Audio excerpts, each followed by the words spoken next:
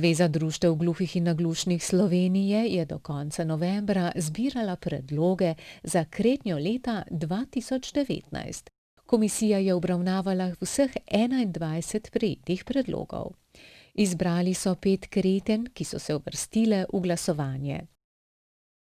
Izbor je potekal po naslednjih kriterijih.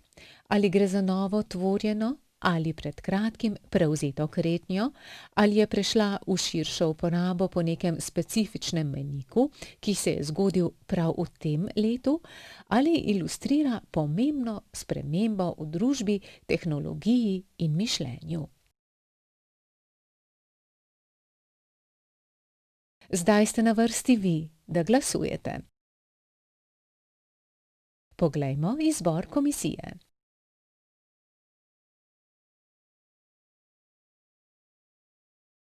Ustava, Zveza društev gluhih in naglušnih Slovenije, je v Državni zbor vložila 14. novembra 2018 pobudo za vpis znakovnega jezika v ustavo.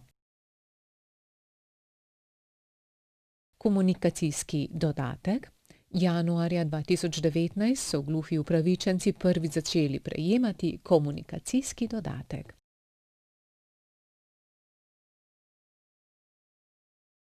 Slovnica. Avgusta 2019 je izšla priročna videoslovnica slovenskega znakovnega jezika.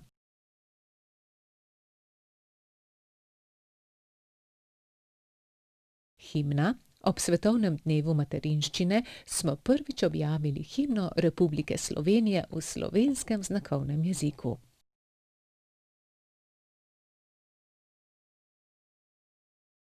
Osebna asistenca. V letu 2019 se je začel izvajati Zakon o osebni asistenci tudi za gluhe, naglušne in gluhoslepe osebe. V spodnji povezavi je spletno glasovanje. Prosimo, da izberete, katera kretnja je po vašem mnenju najbolj zaznamovala letošnje leto. Glasujete lahko do 3. januarja 2020.